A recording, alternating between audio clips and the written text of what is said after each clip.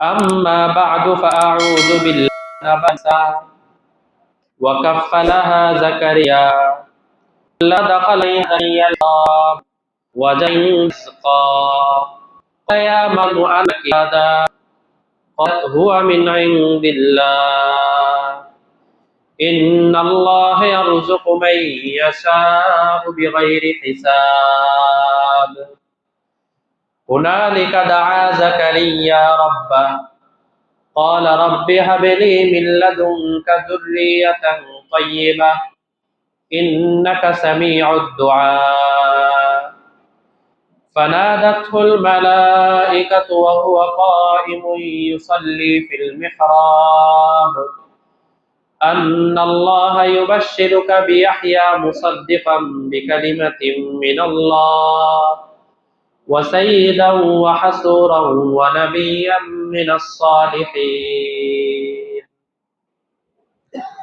صدق الله مولانا العظيم الحمد لله الحمد لله الحمد لله সূরা আলে ইমরানের 37, 38 এবং 39 এই 3 আয়াত আপনাদের সামনে তেলাওয়াত করেছি। গত সপ্তাহে আপনাদের সামনে বলেছিলাম যে কোরআন মাজিদের যত সূরা নাম রাখা হয়েছে এই নাম রাখার কারণ আছে। বেশিরভাগ ক্ষেত্রেই কারণ হয় এমন যেই নামটা রাখা হয়েছে ওই নাম সংক্রান্ত কোনো আলোচনা এই সূরার মধ্যে করা হয়েছে। সূরা বাকারা সম্পর্কে আলোচনা করা হয়েছে। এমনি ভাবে যত সূরা আপনি বলেন সব সূরাই ওই সংক্রান্ত কোনো আলোচনা করা হয়েছে, এই কারণে ওই সূরার নামে নাম দেওয়া হয়েছে। সূরা আলে ইমরান যেটা আমাদের এখন তাফসীর চলছে, এই সূরা আলে ইমরান, আল মানে হলো পরিবার আর ইমরান মানে ইমরান মানুষের নাম। তো আলে ইমরান ইমরানের পরিবার, সূরার নাম হলো ইমরানের পরিবার। তো এই সূরার নাম দেওয়া হলো ইমরানের পরিবার কেন? গত সপ্তাহে সেই তাফসীর শুরু হয়েছিল, মাঝখানে আমরা শেষ করেছি, আজকের পর থেকে আলোচনা হবে। তো গত সপ্তাহে যে কথাটি বলা হয়েছে সেটা হলো ইমরানের পরিবার আল্লাহর কাছে দোয়া করে বলল, আল্লাহ, ইমরানের পরিবার মানে ইমরানের বিবি, স্ত্রী বলল যে আল্লাহ, আমার পেটের মধ্যে যে সন্তান আছে এই সন্তানকে আমি বাইতুল মুকাদ্দাসের জন্য ওয়াকফ করে দিলাম। এই প্রসঙ্গে আপনাদের সামনে বলেছিলাম, যদি কেউ নিজের সন্তানকে এমন ভাবে বানাতে পারে যে আমার সন্তানকে যে আমি দ্বীনের রাস্তায় ওয়াকফ করে দিলাম, তাহলে এটা হলো সবচেয়ে ভালো।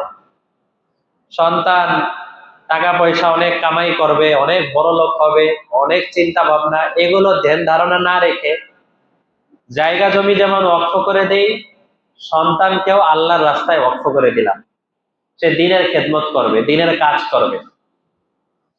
তো ইমরানের পরিবার, ইমরানের স্ত্রী, তিনি এই ওয়াকফ করলেন, বাইতুল মুকাদ্দাসের খেদমতের জন্য তার সন্তানকে ওয়াকফ করে দিলেন। ওয়াকফ করে দেওয়ার পরে যখন জন্ম হয়েছে, দেখা গেল তার পেট থেকে মেয়ে সন্তান জন্মগ্রহণ করেছে। এখন তো সমস্যা তৈরি হয়ে গেল, মেয়ে সন্তানকে যদি বাইতুল মুকাদ্দাসের জন্য দেওয়া হয় তাহলে মহিলারা মসজিদে আসবে, মহিলারা ছেলেদের সাথে মেলামেশা করবে, এটা তো বড় সমস্যা। মসজিদের খাদেম হবে, বাইতুল মুকাদ্দাসের জন্য ওয়াকফ হবে তো পুরুষ মানুষ, মেয়ে মানুষ তো আর ওয়াকফ হতে পারবে না। তো এখন কি হবে? উনি দ্বিধাদ্বন্দ্বে পড়ে গেলেন।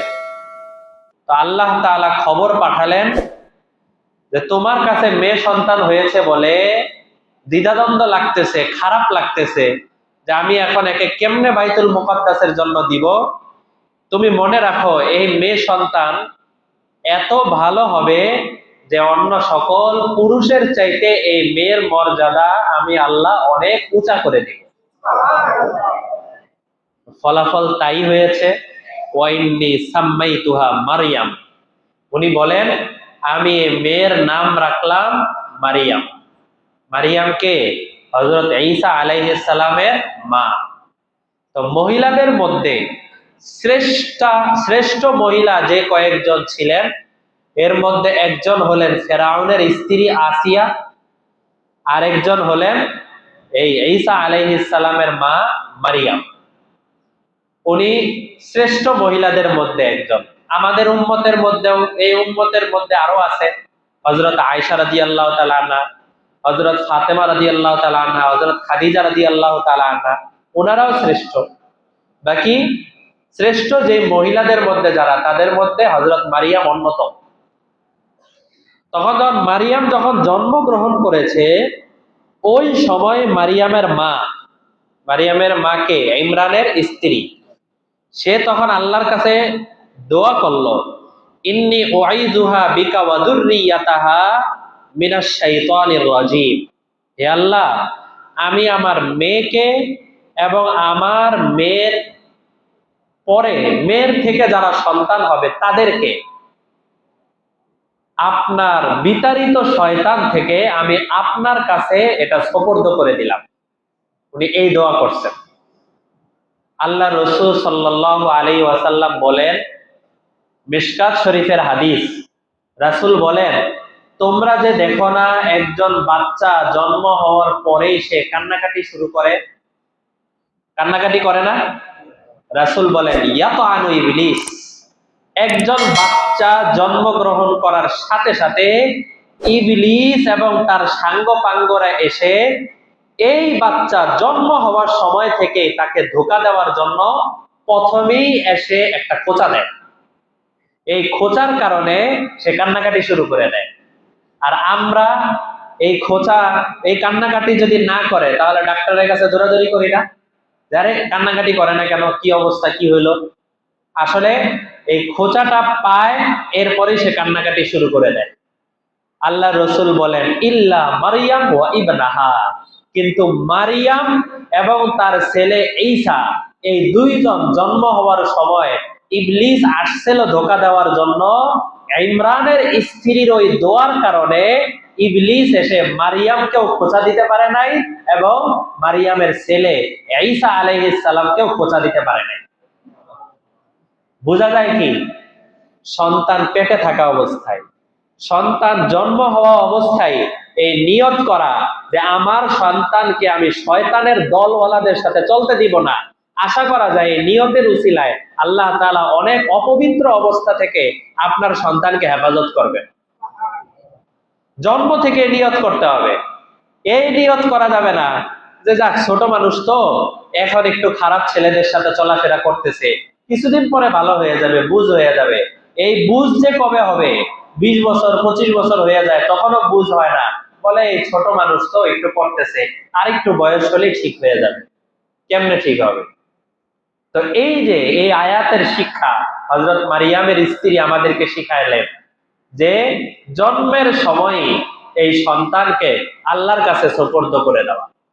আমরা তাফসিরে গত সপ্তাহে বলছিলাম যে আমাদের উম্মতের জন্য সুন্নত হলো জন্ম হওয়ার মোটামুটি তো জানা থাকে কোন সময় জন্ম হতে পারে, কোন সময় কি হতে পারে, একটা প্রাথমিক আইডিয়া থাকে। জন্ম হওয়ার আগে থেকে একজন আল্লাহওয়ালা, একজন নেককার কোন মানুষের, যার মুখ দিয়ে তেলাওয়াত উচ্চারিত হয়, যার মুখ দিয়ে কোরআনের তাফসীর উচ্চারিত হয়, কোরআনের আওয়াজ উচ্চারিত হয়, এরকম কোন পবিত্র মুখওয়ালা মানুষের মুখের থেকে মধু নিয়ে সেই মধুটা বাচ্চার মুখের মধ্যে ঢুকায় দেওয়া। একটু খেজুর তার মুখ দিয়ে নিয়ে ওই খেজুরটা বাচ্চার মুখের মধ্যে ঢুকায় দেওয়া। এই কাজটা করলে আল্লাহ রাসূল সাল্লাল্লাহু আলাইহি ওয়াসাল্লাম সাহাবায়ে কেরামের সন্তানাদি জন্মগ্রহণ করলে বলতেন, খবর পাইলে নিজে যাইতেন অথবা নিয়ে আসতো, রাসূল নিজের মুখ থেকে মধু অথবা খেজুর এই জাতীয় জিনিস মুখে লাগিয়ে তার মুখের মধ্যে দিয়ে দিতেন। এটাকে বলা হয় তাহনিক। আযান দেওয়া, ইকামত দেওয়া, প্রথমে আযান, এরপরে একামাত, জানায়া দেওয়া, জানাজার নামাজে আজানও নাই, একামাতও নাই। তোমার আজান আর একামাত হয়ে গেল, এখন জানাজার নামাজের প্রস্তুতি নাও। জন্মের সময় সংবাদ চলে আসা যে জানাজার জন্য প্রস্তুতি নাও, সারা জীবন মৃত্যুর জন্য প্রস্তুতি নাও। এরপরে পারলে তেলাওয়াত করা, সূরা আর রহমান তেলাওয়াত করা, অন্যান্য যে সমস্ত ইবাদত আছে সেগুলো করা, 7 দিনে আকিকা দেওয়া, 7 দিনের দিন নাম রাখা, এগুলো সব সুন্নত তরিকায় করার চেষ্টা করা। আমাদের মধ্যে এই জিনিসগুলো থাকে না। আজকাল সন্তান হওয়ার আগে থেকে এই ছবি তুলো, এটা করো, সেটা করো, এগুলো করতে করতে যে বরকতের যে জিনিসগুলো সেগুলো আমরা আর করা হয় না। অনেক ক্ষেত্রে হয়, সবার কথা বলছি না, সাধারণত অনেক সময় এমন ভুল হয়ে যায়। তো এই ছিল গত সপ্তাহের আলোচনা। তো যখন ইমরানের স্ত্রী আল্লাহর কাছে বলল, আল্লাহ, আমার সন্তান মারিয়ামকে, আমার মেয়েটাকে আমি আপনার কাছে সোপর্দ করে দিলাম, বিতাড়িত শয়তান থেকে আপনার কাছে আমি পানাহ চাইলাম। আল্লাহ তাআলা বলেন, এই যে আজকের আয়াত, ফাতাকাব্বালাহা রাব্বুহা বিকবুলিন হাসান। আল্লাহ তাআলা নিজেই বলছেন, আমি ইমরানের স্ত্রীর সেই দোয়াটা সাথে সাথেই কবুল করে নিলাম। অর্থাৎ তার মেয়েকে শয়তান অথবা শয়তানের প্ররোচনা থেকে আমি দূরে রাখলাম। ওয়াম্বাতাহা নাবাতান হাসানা, এবং আমি তার মেয়েকে অনেক সুন্দর হিসাবে তৈরি করলাম। সুন্দর মেয়ে মারিয়াম অনেক ফুটফুটে সুন্দর ছিলেন, এই সুন্দর হিসাবে তাকে তৈরি করা হলো। কিন্তু মান্যত তো করছেন বাইতুল মুকাদ্দাসের জন্য, এই মেয়েকে উনি বাইতুল মুকাদ্দাসের খেদমতে দিয়ে দেবেন, মান্যত তো করছেন। এখন সে মান্যতের কি হবে?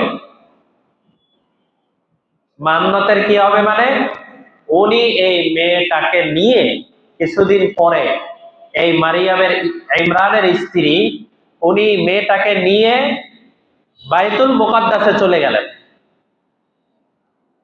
এই মেয়েটা যখন পেটে ছিল, ওই অবস্থায় মেয়ের বাবার নাম কি? ইমরান। ইমরান দুনিয়া থেকে চলে গেছে। উনি মেয়ে গর্ভে থাকা অবস্থায় মারা গেছে। এখন মেয়ের তো কোনো পুরুষ অভিভাবক নাই, এই জন্য মা নিজেই বাইতুল মুকাদ্দাসে গেছে। যাওয়ার পরে দেখলেন বাইতুল মুকাদ্দাসের দরজা খোলা। সাধারণত বাইতুল মুকাদ্দাসের দরজা খোলা থাকতো, এবং আমাদের এই উম্মতের জন্য আগে যত কিতাব আছে সব কিতাবের মধ্যে দেখেন মসজিদের দরজা লাগিয়ে দেওয়া মাকরুহ। কিতাব খুলে দেখেন, সব জায়গায় এই কথা লেখা। কিন্তু জমানার পরিবর্তনের কারণে, চোর ডাকাতের ভয়ে এখন আমাদের মসজিদের দরজা লাগায় রাখতে হয়। কিন্তু ইসলামের মূল আসল যে বিধান, সেই বিধান হলো মসজিদের দরজা সবসময় খোলা থাকবে। ইবাদতকারীদের জন্য মসজিদের দরজা উন্মুক্ত থাকবে।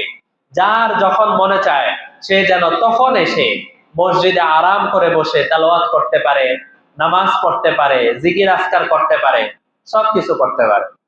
এখন তো মসজিদ এত সীমাবদ্ধ হয়ে গেছে, নামাজের 15 মিনিট আগে খোলা হয়, নামাজের 15 মিনিট পরে বন্ধ করে দেওয়া হয়।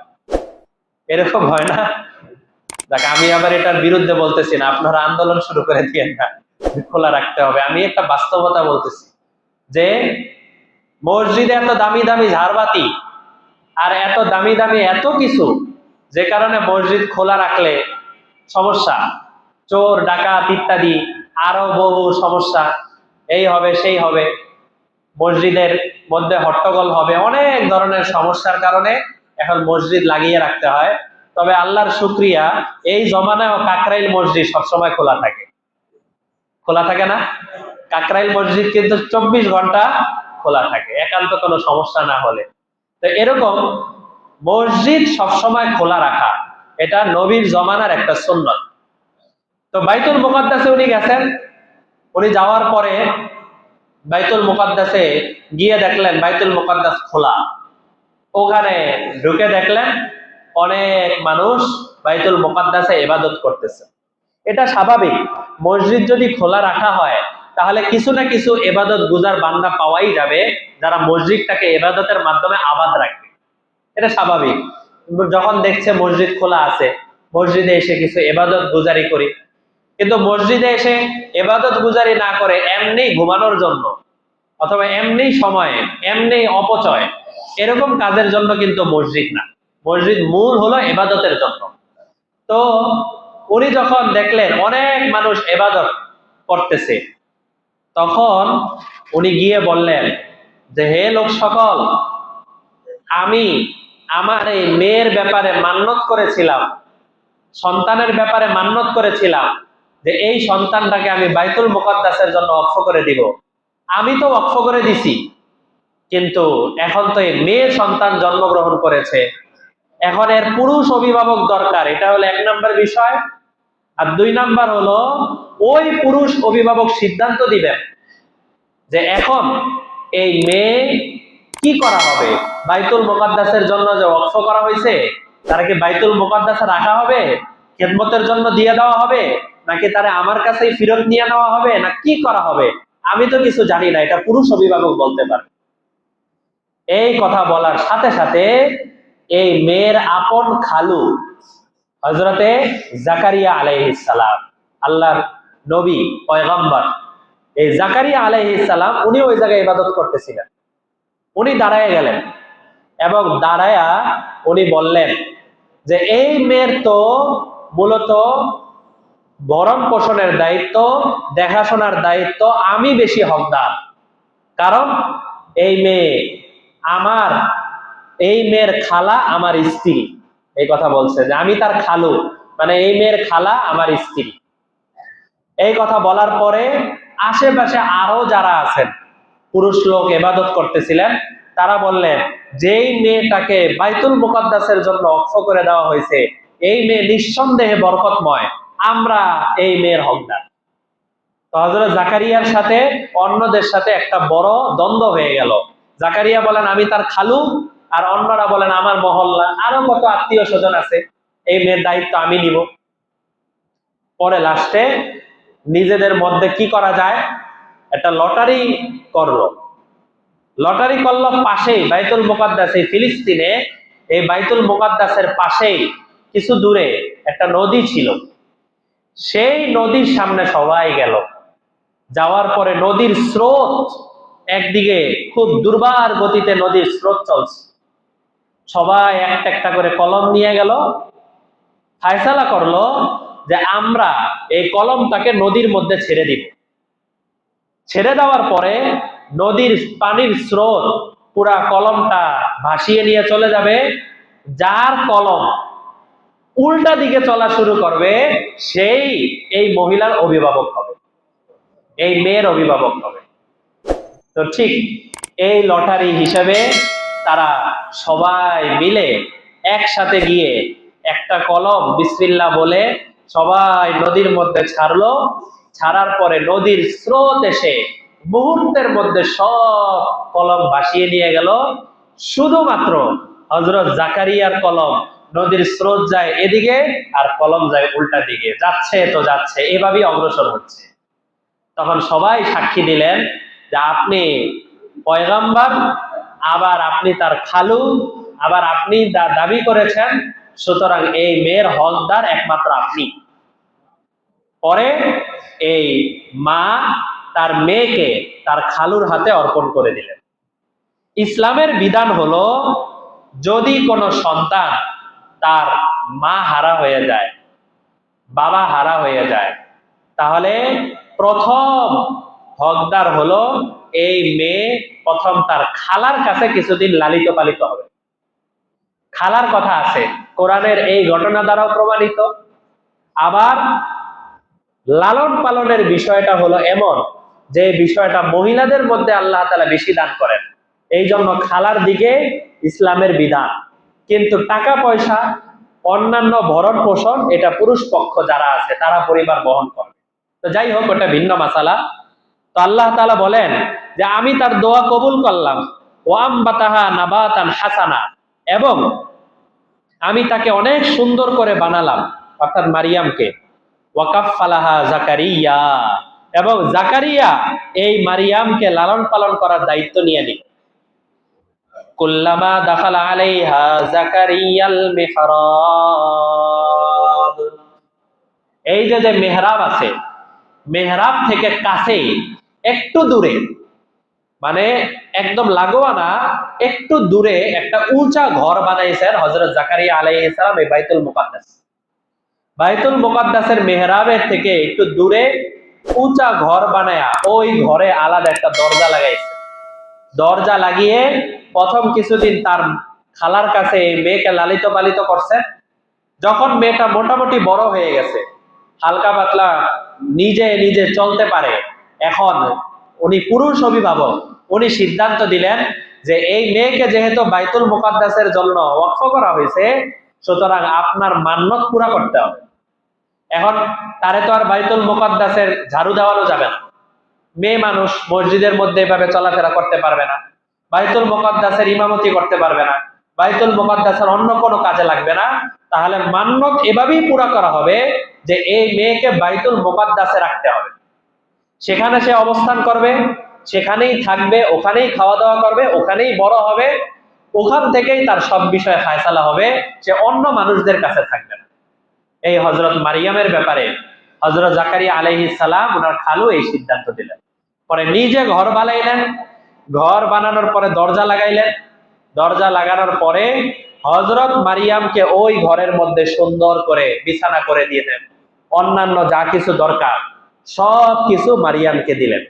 হযরত জাকারিয়া যেহেতু নবী, নবীর একটা বড় দায়িত্ব হলো দাওয়াত দেওয়া, মানুষদেরকে ইসলামের দিকে আহ্বান করা। তো উনি মানুষদেরকে দাওয়াত দেওয়ার জন্য বাহিরে চলে যেতেন, আর ঘরের দরজা বাহির দিয়ে উনি তালা লাগাইয়া যেতেন। তালার চাবি একমাত্র উনার কাছে, আর কারো কাছে নাই। উনি যখন দাওয়াতের কাজ শেষ করে মানুষদেরকে দিনের দাওয়াত দিয়ে উনি বাসায় আসে, কুল্লামা দাখালা আলাইহা জাকারিয়াল মিহরাব, জাকারিয়া এসে মেহরাবে প্রবেশ করে, মানে ওই ঘরে প্রবেশ করে, ওয়াজাদা ইনদাহা রিজকা, গিয়ে দেখে গরমকালে যেই ফল আসার কথা সেই ফল না এসে শীতকালের ফল চলে আসছে, আর শীতকালে যেই ফল আসার কথা সেই ফল না এসে গরমকালের ফল চলে আসছে। মানে যেই কালে যেই ফল, যেই কালে যেই খাবার, ওই খাবার ওই কালে না এসে অন্য কালের খাবার তার কাছে আসে, এবং শুধু আসে যে তা না, বরং পুরো ভরপুর প্লেটের মধ্যে রাখা। হযরত মারিয়াম ছোট মানুষ, উনি বসে বসে মজা করে করে ওই খাবার দাবার খাচ্ছে। ওয়াজাদা ইনদাহা রিজকা, উনি তার কাছে অনেক রিজিক দেখতে পাইলেন। ক্বালা ইয়া মারিয়াম আন্না লাকি হাযা, হে মারিয়াম, দরজার চাবি তো আমার কাছে, দরজা লাগিয়ে রাখছি বাহির দিয়ে, দরজা এসে তালা ভাঙ্গাও না, সব দিক দিয়ে আগের মতো। তুমি ছোট মানুষ, এই ঘরের মধ্যে কোত্থেকে আন্না লাকি হাযা, কোত্থেকে এত ফুটফুটে তাজা ফল তুমি পাইলা? হযরত মারিয়াম ছোট মানুষ, উনি বলতে পারতেন কোত্থেকে আসছে জানি না, কি হয়েছে আল্লাহই জানে, ভালো করে বলতে পারি না, বা একজন এসে দিয়ে গেছে। উনি কিচ্ছু জবাব দিলেন না, উনি এক লাইনের একটা জবাব দিলেন, এটাই আল্লাহ তাআলা কোরআনের আয়াত হিসেবে নাজিল করে দিয়েছেন। হযরত মারিয়ামের ওই কথাটা দেখেন আল্লাহর কাছে কতটা পছন্দ হয়েছে। মারিয়ামের কথা, ক্বালাত হুয়া মিন ইনদিল্লাহ ইন্নাল্লাহা ইয়ারযুকু মান ইয়াশাউ বিগাইরি হিসাব। হে আমার খালু জান, আমার কাছে যেই খাবার আসে এই খাবার দুনিয়ার কারো কাছ থেকে আসে না, হুয়া মিন ইনদিল্লাহ, এটা একমাত্র আল্লাহর পক্ষ থেকে আমার কাছে খাবার চলে আসে। হে খালু, দেখেন ছোট বাচ্চি খালুরে বলতেছে, খালু ইন্নাল্লাহা ইয়ারযুকু মান ইয়াশা বিগাইরি হিসাব, আল্লাহ যদি কাউকে পছন্দ করে, কাউকে চায়, আল্লাহ কাউকে রিজিক দিতে চাইলে বিগাইরি হিসাব, কোন হিসাব ছাড়াই আল্লাহ বান্দাকে রিজিক দেওয়ার ক্ষমতা রাখেন। আল্লাহ তাআলা আমাকে সেখান থেকেই রিজিক দিছেন। আর আল্লাহ যদি আমার কাছে রিজিক না পৌঁছান, আল্লাহর কোনো জবাবদিহিতা নাই। আল্লাহ যদি রিজিক পৌঁছানো, তারপরেও কোনো জবাবদিহিতা নাই। আল্লাহ তাআলা যাকে পছন্দ করেন তাকে ঘরের মধ্যে আবদ্ধ থাকা অবস্থায় ওই জায়গার মধ্যেও খানা পৌঁছাইতে পারে। দেখছেন স্পষ্ট উদাহরণ। স্পষ্ট বিষয়। সুতরাং আমার রিজিকে যেই জিনিসটা লেখা আছে, এই জিনিসটা চতুর্দিক দিয়ে দরজা লাগানো থাকার পরেও যদি আমার কাছে পৌঁছতে পারে, তাহলে কোন দরকার আছে আমি সুদ খেয়ে আমার টাকা কামাই করতে হবে, ঘুষ খেয়ে আমার রিজিক কামাই করতে হবে, চুরি করে আমার আরেকজনকে ঠকিয়ে এরপরে আমার পেটের মধ্যে খাবার ঢুকাইতে হবে, আমার পরিবার, আমার বিবি, আমার সন্তানাদিদেরকে হারাম মাল খাওয়াইতে হবে? কি প্রয়োজন? আল্লাহ যেটা আমার রিজিকে রাখছেন সেটা তো দরজায় আবদ্ধ থাকলেও আল্লাহ তাআলা এটা আমার কাছে পৌঁছায় দিবেন। এবং এটাই বাস্তব। কেউ যদি আল্লাহর জন্য নিজেকে ওয়াকফ করে দিতে পারে, বাস্তব কথা, আল্লাহর জন্য কেউ যদি নিজেকে ওয়াকফ করে দিতে পারে, তাহলে তার কাছে রিজিক এভাবেই আসে যেখান থেকে সে কল্পনাও করতে পারে না। 28 পারায় আছে, আল্লাহ তাআলা বলেন, তোমরা যদি আমারে ভয় করার মতো ভয় করো, তাহলে এমন জায়গা থেকে আমি রিজিক পাঠিয়ে দিব তোমরা কোনোদিন কল্পনা করতে পারবে না। এমন জায়গা থেকে। আমাদের একজন বড় বুজুর্গ ছিলেন, হযরত মাওলানা রশিদ আহমদ গাঙ্গুহি রহমতুল্লাহ আলাইহি। আপনারা অনেকের নাম শোনার কথা। ওনার খানকা, ওনার খানকা ছিল আলাদা। খানকা মানে মসজিদও না, মাদ্রাসাও না, আলাদা একটা বড় ঘরের মতো। উনি ওখানে বসতেন। যারা উনার সাথে ইসলাহী সম্পর্ক রাখতে চায়, আমাদের বাংলাদেশ থেকে উজানির কারি ইব্রাহিম সাহেব রহমতুল্লাহ আলাইহি এই বাংলাদেশ থেকে ভারতের গাঙ্গুহে গেছেন ওই উনার সোহবতে থাকার জন্য। কুমিল্লার উজানি থেকে উনি ওখানে গেছেন। এরকম দূর দূরান্ত থেকে ওনার কাছে মানুষ আসতো, এসে ওনার সোহবতে থাকতো। থাকার পরে কিছুদিন, 2 দিন 3 দিন, 1 চিল্লা 41 দিন 50 দিন থেকে আবার বিদায় হয়ে চলে যেত। এটা ওনার একটা নিয়ম ছিল, খানকা ছিল ওনার আলাদা। তো ওনার খানকার নিয়ম ছিল, ওনার খানকার যত আয় ব্যয় আছে এগুলো সব ওনার কাছে থাকতো। উনি আলাদা ওই কাগজপত্র দিয়ে বা এটা করে সেটা করে এরকম কোনো কিছু করতেন না, সব ওনার কাছে থাকতো। এটা ওনার নিয়ম। তো একবার ইংরেজদের একজন বড় লোক সে ওনার কাছে আসছে।